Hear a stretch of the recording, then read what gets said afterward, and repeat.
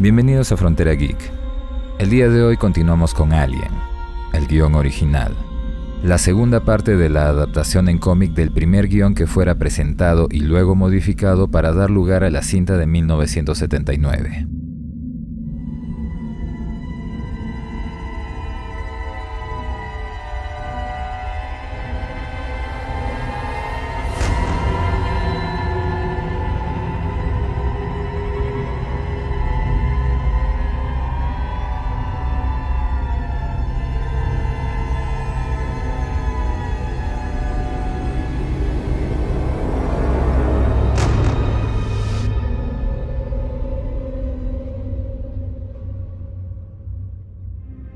Antes de comenzar, enviamos un agradecimiento especial a nuestros Patreons y a los miembros del canal. Su apoyo nos ayuda a continuar con la creación de contenidos. Muchas gracias, amigos. Como ya comentamos en la primera parte de esta narración, Alien, inicialmente conocida como Star Beast, fue escrita por Dan O'Bannon, y fue sobre su primer guión que se hicieron las modificaciones que finalmente dieron como resultado la mítica cinta de 1979. Como ya vimos en la primera parte, si bien la historia sigue la misma línea argumental, presenta algunas notables diferencias que, de haber sido desarrolladas, posiblemente hubieran desembocado en un universo de Alien muy distinto al que conocemos hoy en día. Pero todos esos detalles específicos los analizaremos al final de la narración. ¿Qué tan diferente fue el concepto ideado por Dan O'Bannon del que llegó finalmente a la gran pantalla? Veámoslo a continuación. Recuerden que esta es la segunda parte de la narración del cómic. Si aún no vieron la primera, la tienen disponible entre los videos del canal.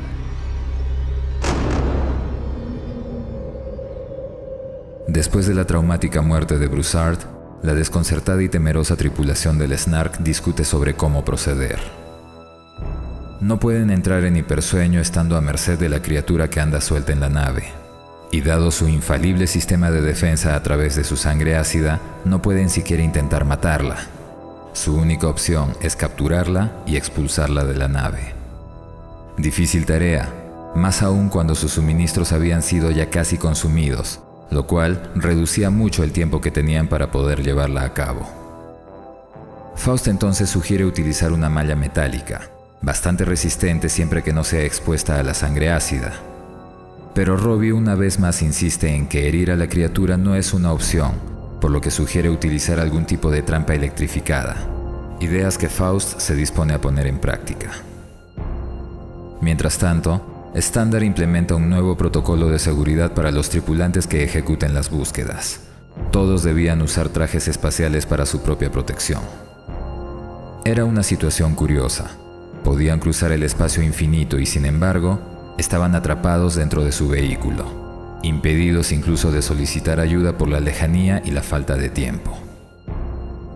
Antes de iniciar la operación, Faust les presenta sus herramientas.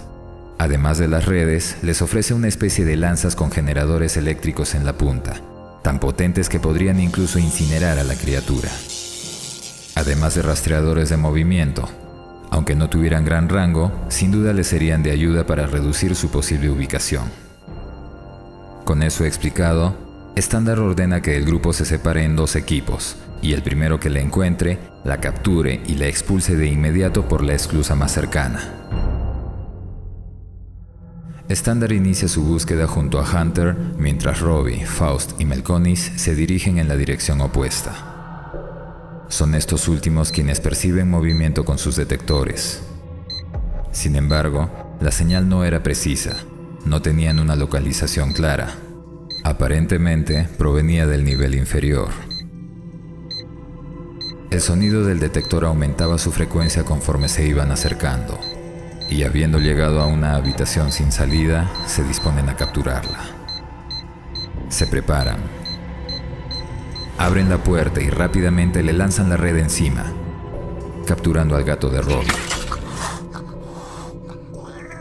Estando entre la decepción y el alivio, el equipo recibe una transmisión de Standard. Ellos habían encontrado a la criatura. Estaba en su depósito de suministros. Estando ya todos reunidos, Hunter les cuenta que vieron al alien en la habitación y cerraron la puerta rápidamente para evitar que escape. mientras deciden qué hacer, escuchan cómo la criatura hacía destrozos y consumía sus alimentos. Standard les advierte además que esta criatura es diferente a la anterior.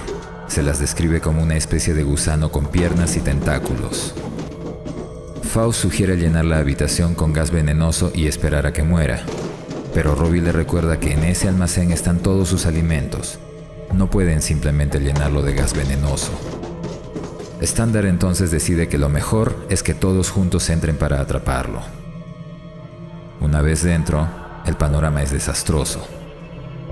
Pero la criatura había escapado por un conducto de ventilación. Uno que para su fortuna solo tenía un extremo de salida, la unidad de enfriamiento. El problema ahora es que necesitaban empujar a la criatura hacia dicho lugar, por lo que alguien debía ingresar en el conducto y ahuyentarla usando uno de los lanzallamas. Esto mientras el resto la esperaba del otro lado con las redes. Ante tal necesidad, la capitana decide que la responsabilidad y riesgo que esta tarea conllevaba fuera determinado por la suerte, recayendo así sobre los hombros del apesadumbrado Hunter. Más que prepararse, Hunter se resigna y comienza su misión. Mientras tanto, del otro lado, el resto de la tripulación se preparaba para atrapar al alienígena. Hunter se arrastra por el claustrofóbico conducto, muy pendiente a su detector, el cual, pronto, detecta movimiento cerca de él. Aún sin tener contacto visual, el temeroso Hunter libera una llamarada para ahuyentar a la criatura. En el otro extremo, sus compañeros esperan, bastante menos tensos. El detector de Melconis entonces percibe la señal de Hunter y de algo más que estaba enfrente de él. Entonces preparan las redes para recibir a la criatura. Hunter continúa avanzando pendiente del rastreador y lanzando ráfagas cada vez que detectaba movimiento en su cercanía. Melconis continúa al pendiente, anunciándole al resto que ya estaban muy cerca. Standard le ordena entonces que sea él quien abra la compuerta para que ella y Robbie puedan lanzarle las redes. Dentro del conducto, Hunter seguía lanzando llamaradas contra la criatura, la cual ya llegaba a escuchar. Estando ya cerca de la salida, Standard se comunica con Hunter y le indica que a su señal use nuevamente el lanzallamas para obligar a la criatura a salir por la compuerta en la que ellos lo estarán esperando. Llegado el momento, Melconis se dirige a abrir la compuerta. Su expresión casi llorosa denota el pánico que sentía por lo que tenía ante sus ojos. Una criatura indescriptible. El monstruo rápidamente se lanza sobre él y envuelve sus piernas con sus extraños tentáculos mientras lo sujeta con sus garras, las cuales usa para arrancarle la cabeza sin mayor problema. El enorme monstruo huye velozmente por otro conducto llevándose el cuerpo de su presa ante la mirada atónita del resto del grupo. Ya reunidos, Hunter y las mujeres sellan el túnel y aíslan a la criatura nuevamente. El grupo se reúne con Faust y le describen su traumático fracaso.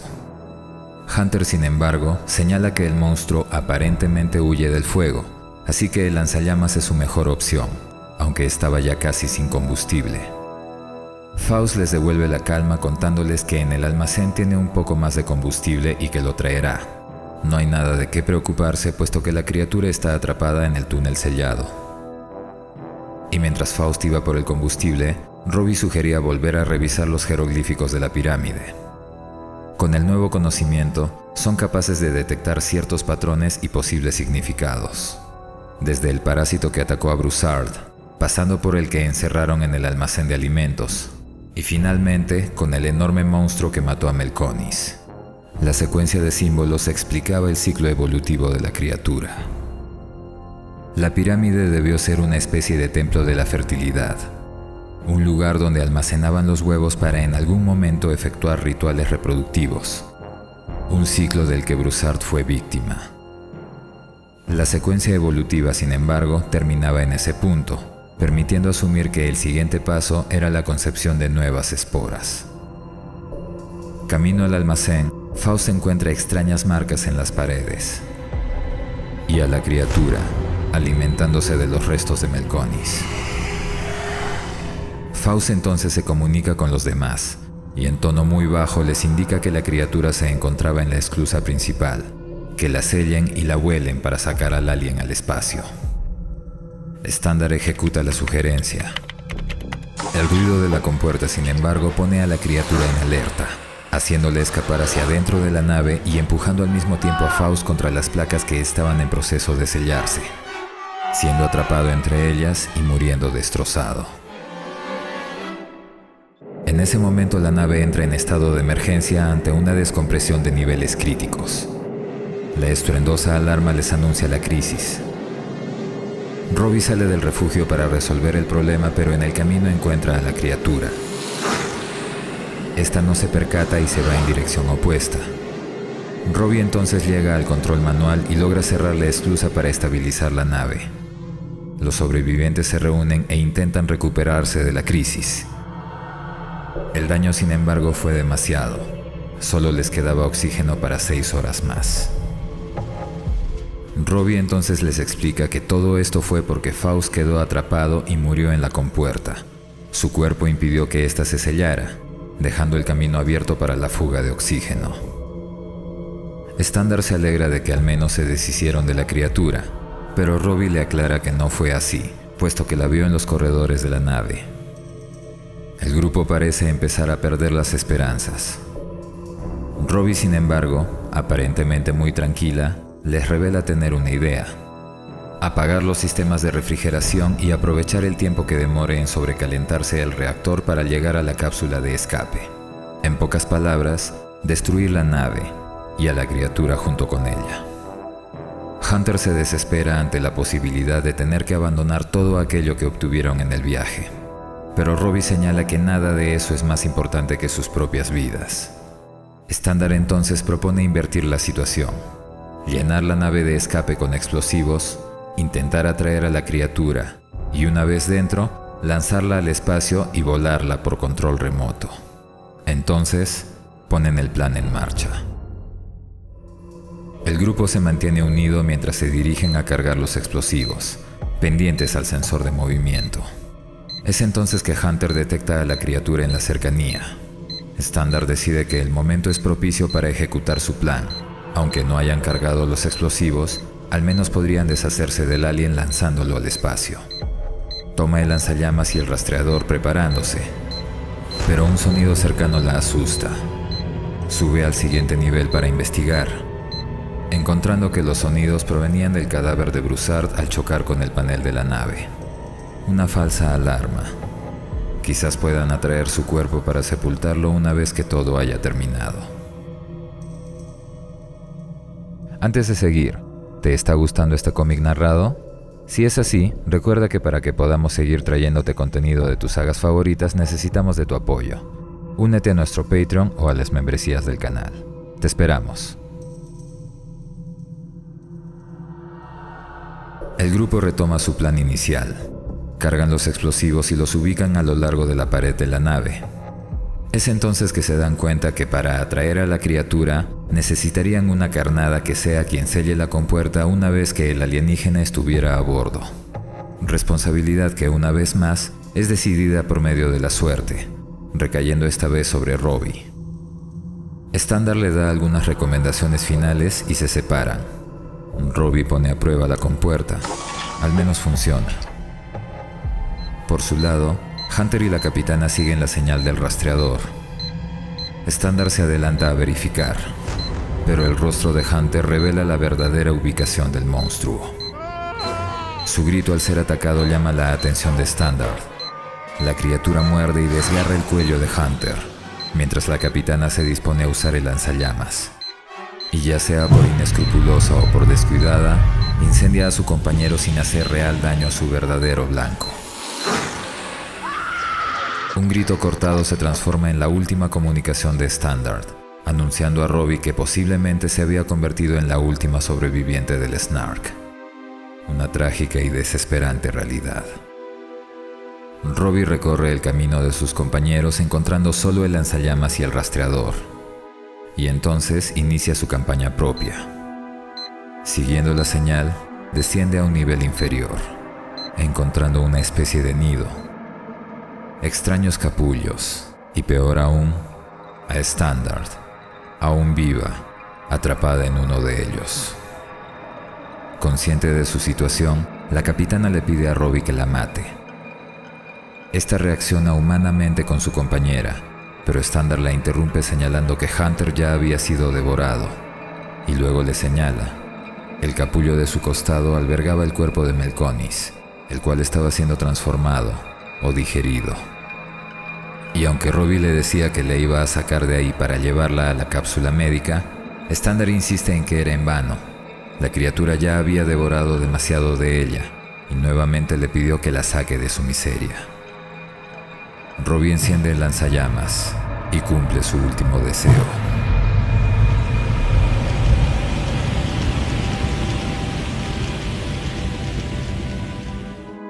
Robbie pone a su gato a salvo y, ante la ausencia de los demás, comienza a hablarle, bromear con él sobre una pequeña carga de mineral que les comprará una pequeña isla en algún planeta. Llega a la consola del reactor de la nave y pone en práctica su plan inicial, apagando el sistema de refrigeración. La computadora de la nave anuncia la sobrecarga de los motores en apenas 4 minutos y 50 segundos. Con la alarma ya activada, Robbie se dirige hacia la cápsula de evacuación.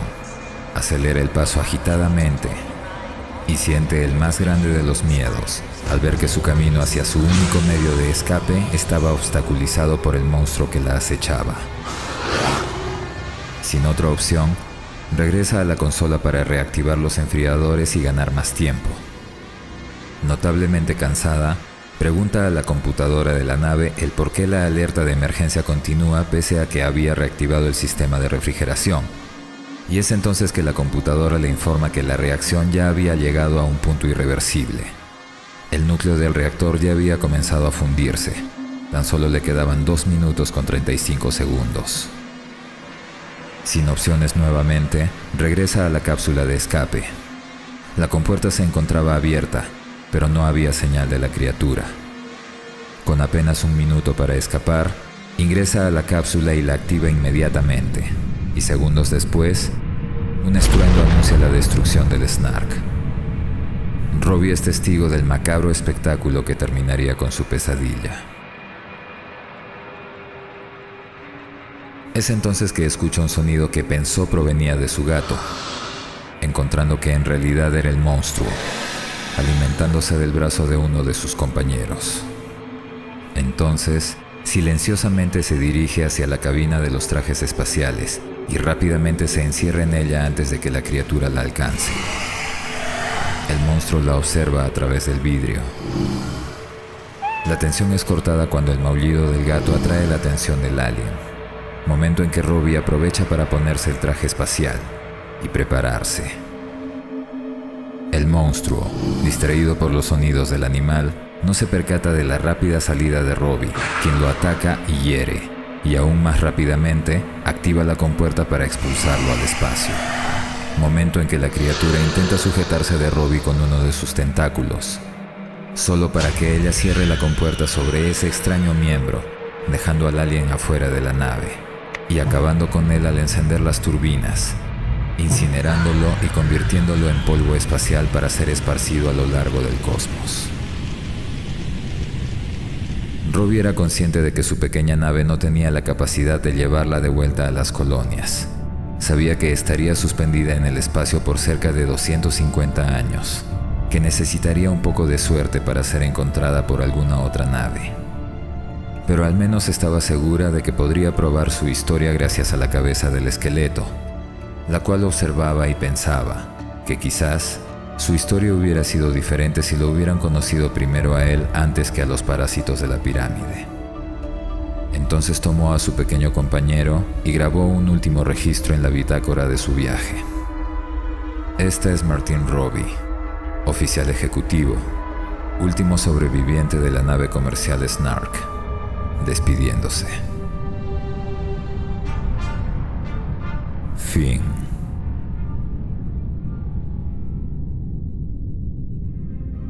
Esta fue la historia de Alien tal como su creador original, Dan O'Bannon, la imaginó por primera vez. Como se habrán dado cuenta, En esta historia, el antagonismo de la cinta hubiera abarcado tan solo a la criatura, puesto que el añadido de Ash, el androide, y de las inescrupulosas ansias de Weyland-Yutani fueron modificaciones hechas por los productores y otros ejecutivos de 20th Century Fox envueltos en el proyecto. En esta historia no existía la subtrama que orientó el desarrollo de las secuelas. Como sabemos, la inteligencia artificial ha tomado una importancia quizás mayor a la del mismo xenomorfo gracias a la visión de las precuelas de Ridley Scott, pero si este universo sin androides asesinos ni psicópatas se hubiera desarrollado, ¿creen que hubiera sido mejor que el actual? Eso es un tema evidentemente debatible.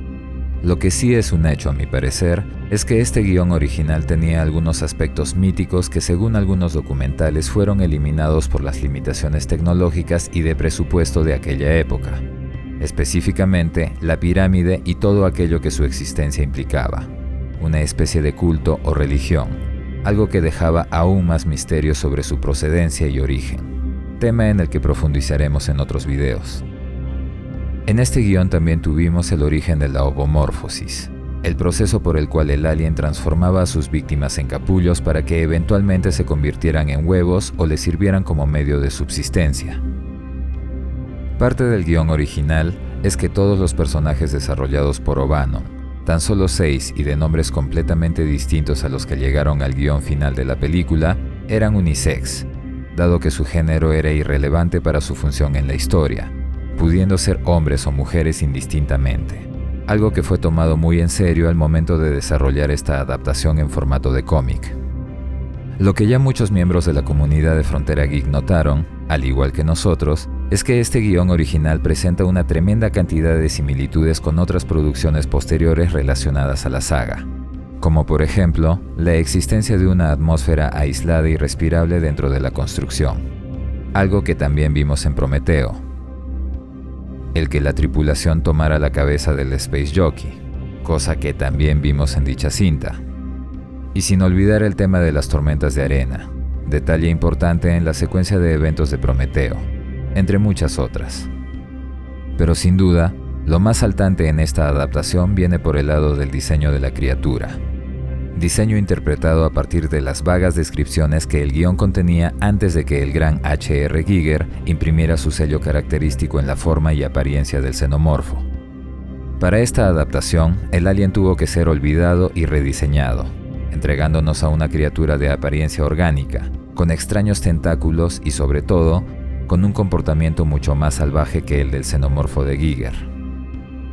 En la cinta de 1979, el comportamiento del alien era flemático, ceremonioso, misterioso, eventualmente orientado hacia la perpetuación de su especie más que hacia el lado de la simple alimentación. El alien de O'Bannon, en cambio, era instintivo y salvaje, un depredador carnívoro buscando alimentarse, un comportamiento que encontramos bastante similar al del llamado neomorfo que Ridley Scott introdujo en Alien Covenant. Algunas escenas eliminadas del guión original, sin embargo, llegaron a la novelización de Alan Dean Foster, siendo a nuestro parecer una de las más importantes aquella en la que la tripulación encuentra a la criatura consumiendo sus suministros de alimento, escena que intentaría explicar el cómo el alien desarrolla tanto su organismo en tan poco tiempo. Mucho más podría hablarse sobre los detalles interesantes que fueron parte del guión original y que por diferentes motivos fueron eliminados del corte cinematográfico, y todo eso lo veremos próximamente, pero por lo pronto, esperamos que esta narración del cómic adaptado del guión original de Alien haya sido de su gusto.